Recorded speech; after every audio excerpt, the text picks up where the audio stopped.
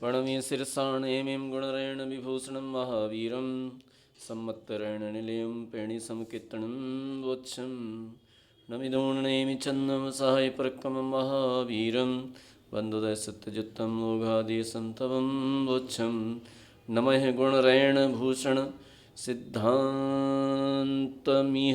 महद्विभवभावं वरवीरनन्दचन्दं निर्मलगुण मिंदनंदिगुरुम। बोले परम पूज्य आचार्य श्री नवीन चंद्र सिद्धांत चक्रवर्ती मुनि महाराज जी की जय। बोले परम पूज्य आचार्य गुरुवर श्री विराग सागर जी गुरुदेव की जय। परम पूज्य आचार्य गुरुवर श्री विनम्र सागर जी गुरुदेव की जय। द्वादशांग जनवाणी माता की जय। कर्म कांड के अंतर्गत आज देखते हैं त्रिकरण चूलिका। त्रिकरण चूलिका पृष्ठ संख्या 757 और इसमें मंगलाचरण देख रहे हैं तो मंगलाचरण गाथा नंबर 896। तो 896 गाथा के अंदर कह रहे हैं आचार्य नेमिन चंद्र सिद्धांत चक्रवर्ती कि हे चामुंडा राय, गुण रूपी रत्न के आभूषण, हे चामुंडा राय, तुम सिद्धांत शास्त्र रूपी अमृतमय महासमुद्र में उत्पन्न हुए ऐसे उत्कृष्ट वीरनंदी नामक आचार्य रूपी चंद्रमा को नमस्कार करो तथा निर्मल गुणों वाले इंद्रनंदी नामक गुरु को नमस्कार करो। ये जो है आचार्य नेमिन चंद्र सिद्धांत चक्रवर्ती अपने दोनों गुरुओं को नमस्कार कर रहे हैं। यानी एक हो सकता है कि उनके दीक्षा गुरु और एक शिक्षा गुरु। तो इस प्रकार से यहाँ पर उन्होंने नमस्कार करके अब आगे कहते हैं कि चारित्र मोहनी कर्म की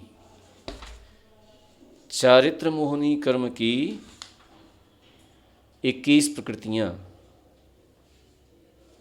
और दर्शन मोह की 7 प्रकृतियाँ या 3 प्रकृतियाँ, इनको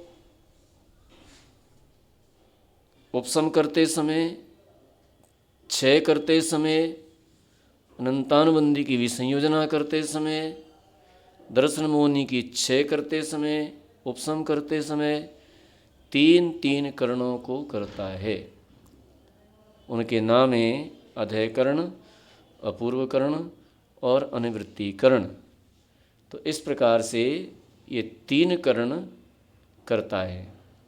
जब कोई जीव अनादि मिथ्या दृष्टि या सादी मिथ्या दृष्टि दर्शन मोहनी की उपसामना करता है तो उस समय 3 करण करता है। ठीक है। और जिस समय अनंतानुबंधी की विसंयोजना करता है उस समय भी 3 करण करता है। दर्शन मोहनी का क्षय करता है उस समय भी 3 करण करता है। अनंतानुबंधी विसंयोजना कहाँ कहाँ होती है? कभी भी हो सकती है, किसी को भी हो सकती है, कहीं भी। हाँ, नरक में भी कर सकता है नारी की जीव। चौथे गुण स्थान से लेकर के 7वें गुण स्थान तक कहीं भी कर सकता है। ठीक है।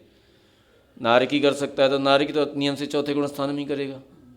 देव भी कर सकता है, देव भी चौथे गुण स्थान में ही करेगा। त्रियंच 4 से लेकर के 4, 5 ये 2 गुण स्थान में करेगा। मनुष्य 4, 5, 6, 7 कहीं भी कर सकता है। तो अनंतानुबंधी की विसंयोजना करता है 3 करण करता है। दर्शन मोहनी का क्षय करते समय 3 करण करता है। चारित्र मोहनी के उपसामना में भी 3 करण करता है। द्वितीयोपसम सम्यक्त प्राप्त करते समय भी 3 करण करता है। और चारित्र मोहनी की क्षपणा करते समय भी 3 करण करता है।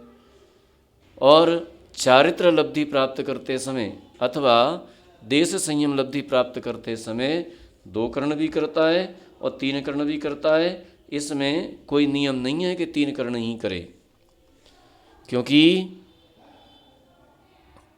यदि वह क्षयोपसम सम्यक्तों के साथ में चारित्र लब्धि को प्राप्त कर रहा है तो फिर नियम से 3 कर्ण करके ही करेगा। और यदि उपसम सम्यक्त के साथ, छह उपसम नहीं, नियम से उपसम सम्यक्त के साथ चारित्र लब्धि अथवा देश संयम लब्धि को प्राप्त कर रहा है तो फिर नियम से तीन करण करेगा। और यदि वह वेदक सम्यक्त के साथ अर्थात छह उपसम सम्यक्त के साथ छह उपसम चारित्र लब्धि अथवा देश संयम लब्धि प्राप्त कर रहा है तो ये नियम से दो करण करके ही प्राप्त कर लेगा। यदि कोई सादी मिथ्या दृष्टि जिसका वेदक प्रायोगिक काल चल रहा है और वेदक प्रायोगिक काल में मिथ्या दृष्टि है, यदि वह छयोपसम संयुक्त प्राप्त करता है तो एक भी कर्ण किए बिना ये कोई भी कर्ण नहीं करेगा, डायरेक्ट छयोपसम संयुक्त को प्राप्त कर सकता है, वह कर्ण करने की आवश्यकता नहीं पड़ती। तो इस तरह से ये तीन कर्णों की अपन ने जानकारी की कि कहाँ कहाँ होते हैं तीन कर्ण के नाम, अधय कर्ण, अपूर्व कर्ण, अनिवृत्ति कर्ण। तो इस तरह से ये तीन कर्ण होते हैं। अब यहाँ पर एक बात कहते हैं, ये गाथा नंबर 898 में कह रहे हैं कि जम्मा उपरिम भावा हेटम भावे ही सरिसगा होन्ति तम्मा पणमम कर्णम अधापवत्तो तिणिदिठम। यहाँ पर पढ़ो गाथा।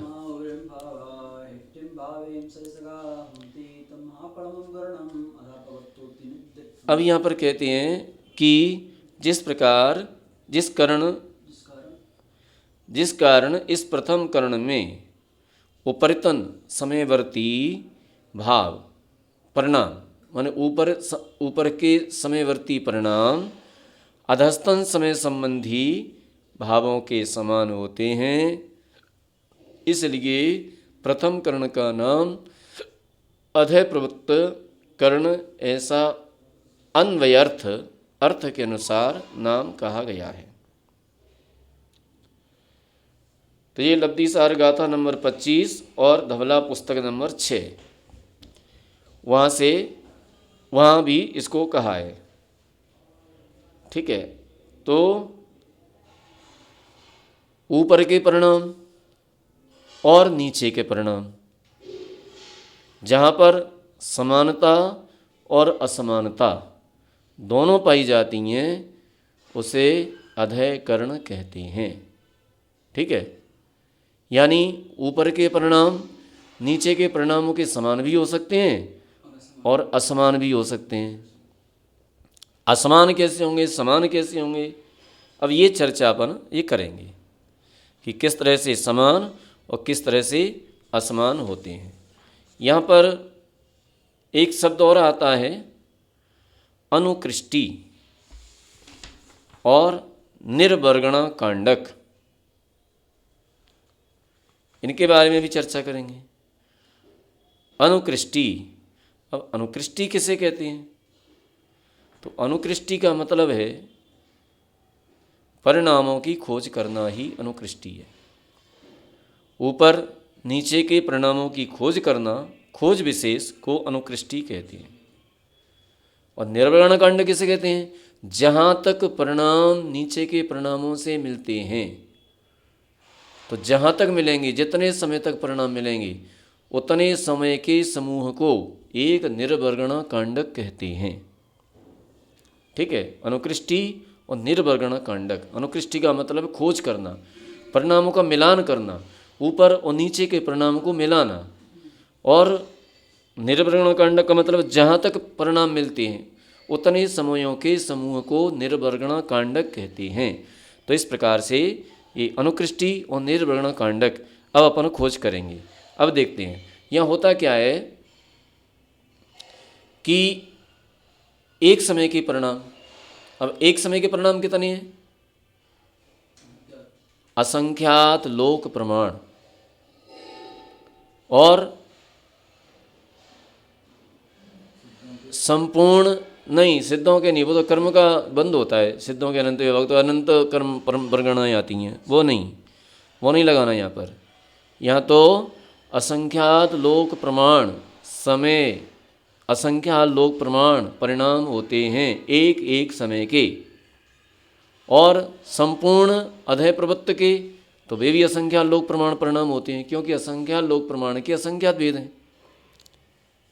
तो एक एक समय के परिणाम, अब हमने मान लीजिए एक समय का परिणाम है, उसके संख्यात भाग कर दिए हैं, वो भी असंख्यात लोक प्रमाण, प्रत्येक खंड का असंख्यात लोक प्रमाण है।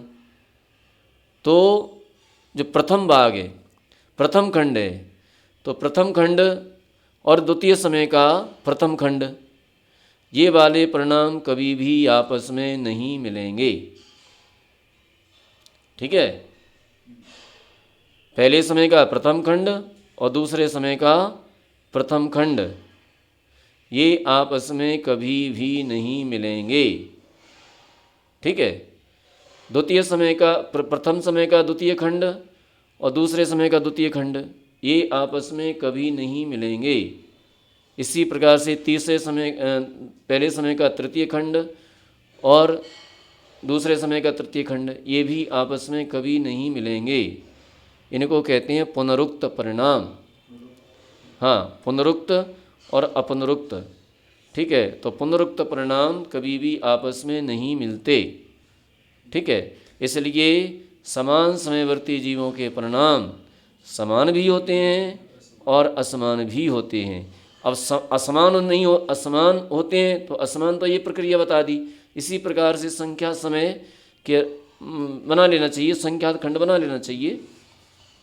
ठीक है, तो इस प्रकार से अब देखो, अब समान कैसे होते हैं, तो समान ऐसे होते हैं कि प्रथम समय का द्वितीय खंड और द्वितीय समय का प्रथम खंड, ये दोनों परिणाम आपस में समान होते हैं। ठीक है, प्रथम समय का द्वितीय खंड और दूसरे समय का प्रथम खंड, ये दोनों परिणाम समान होते हैं। कैसे समान होते हैं? संख्या में समान होते हैं। माने जितने परिणाम प्रथम समय के द्वितीय खंड में हैं, उतने ही परिणाम द्वितीय समय के प्रथम खंड में हैं। जितनी विशुद्धि प्रथम समय के द्वितीय खंड में है, उतनी ही विशुद्धि द्वितीय समय के प्रथम खंड में है। तो इस प्रकार से ये परिणाम पुनरुक्त और अपनुरुक्त की खोज करते हैं। इसी को अनुकृष्टि कहते हैं। ठीक है, तो ये इस तरह से ये परिणाम अपने ऊपर के परिणामों से तो नहीं मिलते, लेकिन इनकी सर्पवत चाल चलती है, चाल रहती है। अब जैसे मान लीजिए प्रथम समय का प्रथम खंड, उससे द्वितीय समय का परिणाम असंख्यात गुणी विशुद्धि, अनंत गुणी विशुद्धि को लिए हुए होता है, और द्वितीय समय से तृतीय समय का परिणाम अनंत गुणी विशुद्धि को लिए हुए होता है। इसी प्रकार से आगे आगे की विशुद्धियों को लिए हुए होते हैं। तो इस तरह से ये परिणामों की खोज करते हैं। तो अब अपन देखते हैं, अब चलते हैं अपन, अब देखते हैं इसमें। तो कहते हैं कि अंतो मुहूर्तमित्तो तत्कालो होदि तत्परिणामा लोगाणम संकंपमा अवरुवरिम सरिसवड्ढि गया।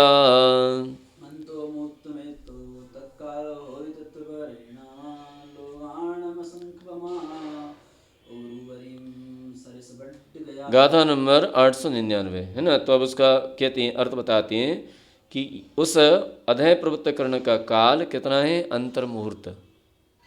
ठीक है, अधय प्रवृत्त कर्ण का काल कितना है? अंतर्मुहूर्त है। उस काल में जीव के असंख्यात लोक प्रमाण परिणाम होते हैं, अभी हमने बता दिया। और वे परिणाम प्रथम समय से लेकर आगे आगे के समयों में समान वृद्धि च। अब जैसे पहले समय के परिणाम हैं, तो पहले समय के परिणाम हैं, उससे दूसरे समय के परिणाम वृद्धि च, माने अब वृद्धि च निकालेंगे, वृद्धि च को लिए हुए माने बढ़ते हुए हैं, एक एक 6 प्रमाण बढ़ते हुए हैं। पहले समय के परिणाम हैं, उससे दूसरे समय के परिणाम 6 प्रमाण बढ़ते हुए हैं, दूसरे से तीसरे के, तीसरे से चौथे के, ऐसे ऐसे परिणाम जो अंतर्मुहूर्त तक, अंतर्मुहूर्त में जितने समय हैं तो अंतर्मुहूर्त के अंत समय तक क्रमशः 6 प्रमाण बढ़ते हुए जाते हैं। तो अंतर्मुहूर्त प्रमाण समयों की पंक्ति को ऊर्ध्व आकार से स्थापित करके, माने अंतर्मुहूर्त के समयों की पंक्ति को ऊर्ध्व आकार से स्थापित करके, ऊर्ध्व आकार से ऊंचा, ऊंचाई में, उस समयों के प्रायोग्य परिणामों का प्ररूपण करते हैं। तो अधय प्रवृत्त करण में प्रथम समयवर्ती जीवों के योग्य परिणाम असंख्यात लोक प्रमाण हैं। ठीक है, प्रथम समयवर्ती जीवों के परिणाम कितने हैं? असंख्यात लोक प्रमाण। ठीक है, और दूसरे समयवर्ती जीवों के, द्वितीय समयवर्ती जीवों के योग्य परिणाम भी असंख्यात लोक प्रमाण हैं। वो भी हैं असंख्यात लोक प्रमाण, लेकिन उनसे ज़्यादा हैं, पहले समय वालों से ज़्यादा हैं। अभी वो पूरा गणित निकाल करके इसका दिखाएंगे। तो इस प्रकार समय समय के प्रति अधय प्रवृत्तकरण संबंधी परिणामों के प्रमाण का निरूपण अधय प्रवृत्तकरण काल के अंतिम समय तक करना चाहिए। अधय प्रवृत्तकरण के प्रथम समय संबंधी परिणामों से द्वितीय समय के परिणामों के प्रमाण में अंतर्मुहूर्त का भाग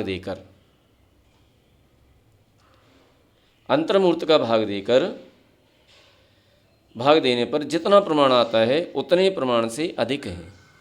ठीक है, जो परिणाम है, कितने परिणाम है? असंख्यात लोक प्रमाण। तो उन असंख्यात लोक प्रमाण परिणामों में अंतर्मुहूर्त का भाग देकर, प्रथम समय संबंधी परिणामों में अंतर्मुहूर्त का भाग देकर जितना प्रमाण आए उतने अधिक द्वितीय समय के परिणाम होते हैं।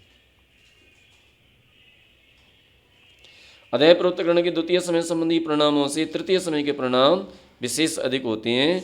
इस प्रकार यह क्रम अधय प्रवृत्तकरण काल के अंतिम समय तक ले जाना चाहिए। तो इस प्रकार से विशेष अधिक होते जाते हैं, क्योंकि जो पहले समय के परिणाम हैं उनमें अंतर्मुहूर्त का भाग देने पर जो प्रमाण आए उतने अधिक दूसरे समय के हैं, फिर दूसरे समय से उतने ही अधिक तीसरे समय के हैं, तो विशेष अधिक होते जाते हैं। तो इस प्रकार से अंतिम समय तक जानना चाहिए। यहाँ पर अंक संदृष्टि देखते हैं। अब यहाँ पर कहते हैं भावतरी सहसा 16 एकयम चेव धग अद्धान विशेषे तिय संख्या होदि संख्यजे।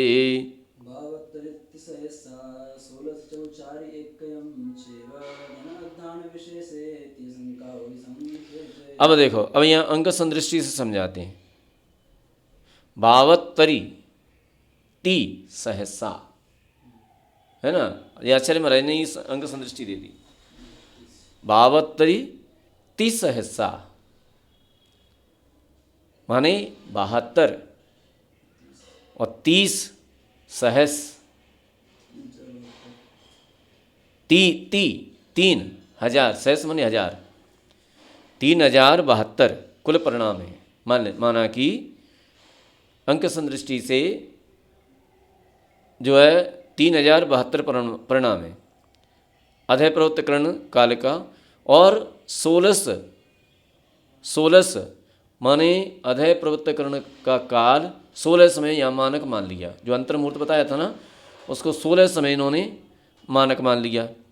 तो 3072 परिणाम और अंतर्मुहूर्त का प्रमाण 16 समय मान लिया। ठीक है, अब 4 एकयम चेव त्र्यगच्छ अनुकृष्टि खंड। त्र्यगच्छ, त्र्यग माने तिरछा, ठीक है, तिरछा। तो त्र्यगच्छ अनुकृष्टि खंड, जो अनुकृष्टि खंड है उसको 4 मान लिया।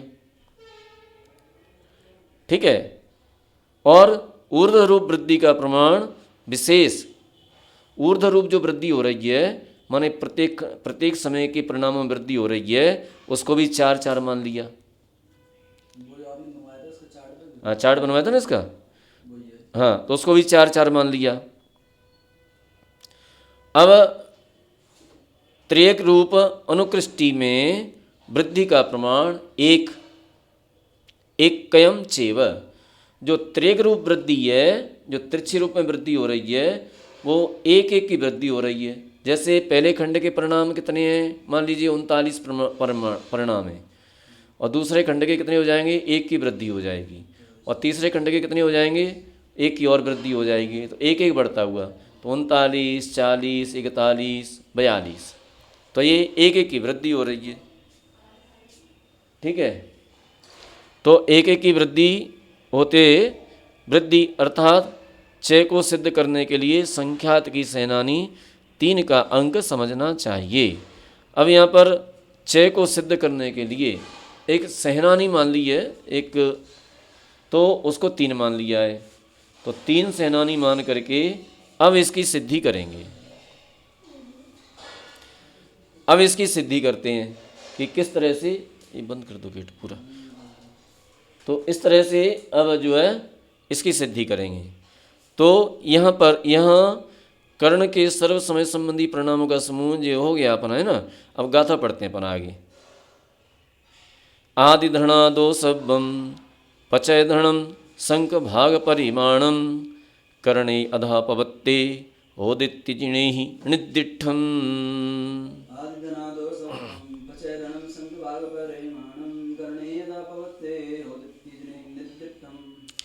अब यहाँ पर कहते हैं कि अधय प्रवृत्त कर्ण में सर्व प्रचयधन आदि धन के संख्यात विभाग प्रमाण है, ऐसा जिनेन्द्र देव ने कहा है। प्रचय धन कितना है, आदि धन के संख्यात विभाग प्रमाण है। प्रचय धन, आदि धन, मध्य धन। अब ये थोड़ा सा देखेंगे अपन। तो यहाँ सर्व समय संबंधी 6 को जोड़ देने पर जो प्रमाण हो उसे प्रचय धन कहते हैं।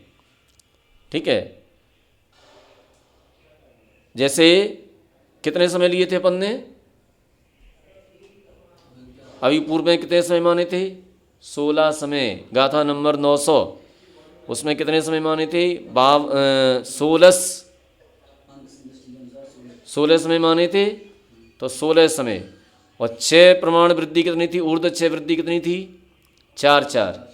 तो ये 4 4 को जोड़ देंगे, तो जो जोड़ दिया है तो जो प्राप्त हुआ उसे कहते हैं प्रचय धन।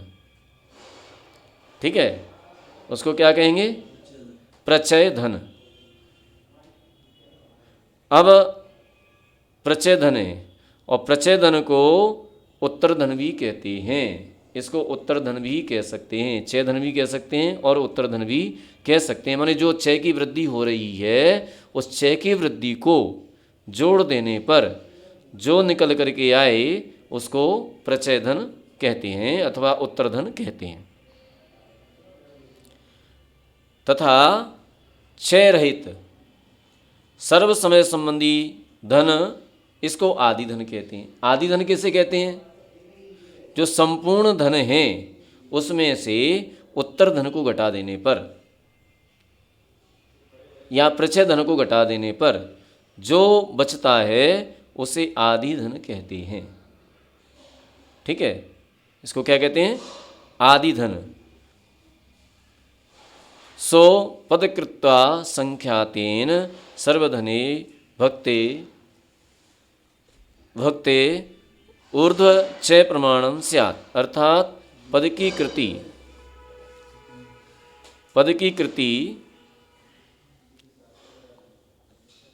वर्ग, पद की कृति माने वर्ग और संख्यात का भाग सर्वधन में देने पर ऊर्ध्व चय का प्रमाण होता है। अतः पद गच्छ 16 की कृति, 16 की कृति कितने हो जाएंगे, 256। 16 का वर्ग कितना है, क्या कह रहे हैं यहाँ, क्या कहा, पद की कृति, पद कितना है 16, और 16 की कृति माने वर्ग कितना है 256, 256। और संख्यात की सेनानी 3, संख्यात की सेनानी कितनी है 3। ठीक है, सो इसका भाग सर्वधन में देने पर, सर्वधन कितना है 3056, ठीक है, अपॉन 256 इंटू 3, संख्यात की सेनानी 3 से इसका भाग सर्वधन में देने पर, तो जो पद की कृति 256 इसका सेनानी से गुणा करो तो जो निकल करके आए उसका भाग सर्वधन में देने पर लब्ध 4 आया। सो यह है ऊर्ध्व प्रत्यय का प्रमाण है। ये क्या आ गया? ऊर्ध्व प्रत्यय का प्रमाण। जो गाथा हम बतलाया था उसको सिद्ध करके दिखला रहे हैं कि कैसे आया जो ऊर्ध्व प्रत्यय का प्रमाण। तो ऊर्ध्व प्रत्यय का प्रमाण ऐसे आया कि जो पद की कृति है, पद 16 है, यहाँ पर 16 समय माना है तो 16 का वर्ग कर दिया, 16 का वर्ग 256 आया। उसको संख्या से गुणा करने पर, और संख्या की सेनानी यहाँ पर 3 माना है इन्होंने, तो संख्या से गुणा करने पर जो संख्या निकल करके आए उसका भाग सर्वधन में देने पर, माने उत्तर धन प्लस आदि धन, तो दोनों धनों में देने पर, दोनों धन कितने 3072, तो देने पर कितना आएगा? प्रत्यय धन मुझे कितना आएगा? लब्ध 4 आया। सो यह ऊर्ध्व क्षय का प्रमाण है। तथा वेग पदार्थ धन क्षय गुणो गच्छ, उत्तर धन में इस कर्ण सूत्र के अनुसार एक कम पद के आदि को क्षय से और गच्छ से गुणा करने पर प्रत्यय धन होता है। अब प्रत्यय धन कितना होगा? तो प्रत्यय धन निकाल लो। तो प्रत्यय धन निकालने के लिए कर्ण सूत्र के अनुसार एक कम पद के आधे, पद कितने हैं? 7, वो पद कितना है अपना 16, और 16 में से एक कम करो 15 बचे, और 15 के आधे करो 7.5, तो 15 के आधे 7.5 किए, तो 7.5 करके अब इसका 4 से गुणा कर दो। किससे गुणा करना है? ऊर्ध्व 6 से। तो 6 से गुणा किया, तो 6 से गुणा किया तो कितना आया? 15 के आधे 7.5, 7.5 का 4 से गुणा किया तो कितना आया? 30 आया। तो 30 से गुणा किया, और 30 से गुणा करके अब इसका पद से गुणा कर दो। अब इसका पद से गुणा कर दो, ठीक है। तो पद से गुणा कर देंगे तो पद कितना है? 16, 30 इंटू 16 तो कितना हो जाएगा जी? 480। तो 480 ये लब्ध आया, तो ये हो गया क्या? प्रत्यय धन अथवा उत्तर धन, ठीक है,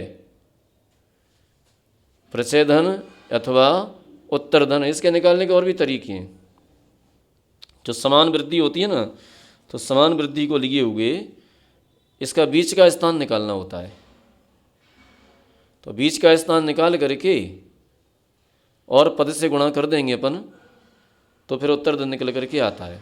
जैसे 16 है तो 16, अब जब बीच के स्थान देखो कौन से बचेंगे, तो नीचे से गिनो, तो नीचे से अपन ने गिने 7 तक गिनो, ठीक है, नीचे से 7 तक गिनो, कितने हो जाएंगे? 7 तक गिनेंगे अपन तो कितने हो जाएंगे? नहीं, पहले गिनो 7, नहीं 1 2 3 4 5 6 7, 7 स्थान हो गए। ऊपर से भी गिनो 16 15 14, कितने हो गए? 10 स्थान हो गए। तो इसमें क्या करते हैं कि बीच का स्थान लेकर के, ये दूसरा तरीका है इसका, वो देखते हैं अपन बाद में, पहले अपन ये देख लें। तो कितना हुआ ये उत्तर धन? कितना हुआ यहाँ? 480 हुआ। तो 480 को इसमें से घटा देंगे अपन, किस में से? 3072 में से। तो 3072 में से घटाया तो 2592 शेष रही। सो यह आदि धन है। ये कौन सा हो गया? आदि धन, अथवा इसको ही मध्य धन भी कहते हैं। तथा प्रमाण राशि 480, इच्छा राशि 1 सलाका और फल राशि 2592। यहाँ फल राशि से इच्छा राशि को गुणा करके प्रमाण राशि का भाग देने पर 2592 इंटू 1 अपॉन 480 इंटू 27 5 सलाका हुई। पुनश्च प्रमाण राशि 27 अपॉन 5 सलाका फल राशि 2592 आदि धन और इच्छा राशि एक सलाका है, फल राशि से इच्छा राशि को गुणा कर प्रमाण राशि का भाग देने पर 480 छः धन प्राप्त होता है। ये दूसरा तरीका बता दिया इन्होंने, है ना। तो ये दूसरा तरीका हो गया। यह आदि धन के संख्यात विभाग प्रमाण है। ये जो है आदि धन जो है ना, उसके संख्यात विभाग प्रमाण है। तो इस तरह से ये जो है अपना आदि धन और उत्तर धन इस तरह से यहाँ तक प्राप्त हुआ। अब चलते हैं, अब आगे गाथा कहेंगे और उस गाथा में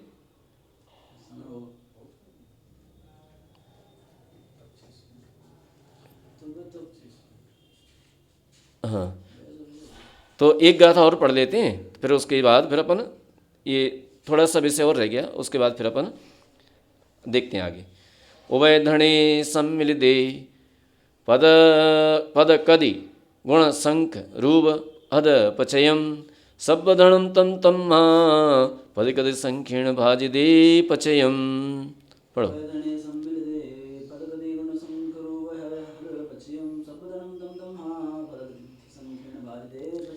अब यहाँ पर इनका ये कहना है कि आदि धन और प्रचय धन को मिलाने पर यानी 2592 प्लस 480 ये मिलाने पर ये सर्वधन होता है, अथवा गच्छ के वर्ग को संख्या से गुणा कर पुनः 6 से गुणा करने पर 16 स्क्वायर इंटू 3 इंटू 4 अर्थात 256 इंटू 3 इंटू 4 सर्वधन प्रमाण 3072 हो जाता है, प्राप्त होता है। तथा सर्वधन को गच्छ 16 के वर्ग अर्थात 256 पर संख्यात की सरणी 3 से भाग देने पर 4 लब्ध हो जाता है। यह इन्होंने क्या किया है कि इन्होंने इसको टैली करने के लिए कि ये अपन जो कर रहे हैं ये सही है कि नहीं, तो टैली करने के लिए मात्र गाथा आई है, तो अपना बिल्कुल राइट निकल आता है ये, है ना। पता कैसे करेंगे हमने ये किया है वो सही किया है कि गलत किया है, तो उसके लिए अब आगे इन्होंने अब देखो अब बंटवारा करेंगे जी कि कौन से परिणाम में कितना द्रव्य होता है। तो गाथा पढ़ लेंगे एक 903 नंबर गाथा, इसके बाद अपन कल देखेंगे, है ना। तो जहाँ में देखते हैं चैधणहीणम दब्बम पद भजिदे होदि आदि परिमाणम आदिम चय उड्ढे पड़े समय धनम तो भावाणम।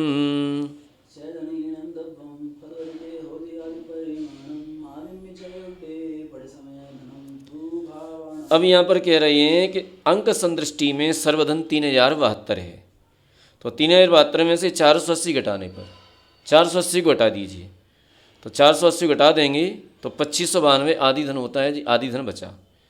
इसमें पद माने गच्छ कितना है 16, तो 16 का भाग दे दीजिए, तो 16 का भाग दे देंगे तो कितना आ जाएगा 162 आ जाएगा। तो पहले समय के परिणाम अधयकरण के प्रथम समय के परिणाम कितने हो जाएंगे 162। अब 6 कितना है अपना 4, तो 6 बढ़ाते जाओ, 6 प्रमाण बढ़ाते जाओ, 4 4 बढ़ाते जाओ, है ना। तो अंतिम समय के परिणाम कितने हो जाएंगे 222, एक एक 6 बढ़ाते जाओ। दूसरे समय के 66, तीसरे समय के 70, फिर उसके बाद 72, 74, 78, 82 ऐसे बढ़ाते जाओ, 182 है ना, 186 ऐसे बढ़ाते जाओ प्रत्येक समय के। तो अंतिम समय के परिणाम 222 यहाँ पर हो जाएंगे, मतलब 16वें समय के 222 परिणाम हो जाएंगे। इस प्रकार से इसका चार्ट बना लेना चाहिए। इस प्रकार से आज इतना ही, शेष अपन कल देखें। बोले महावीर भगवान की जय।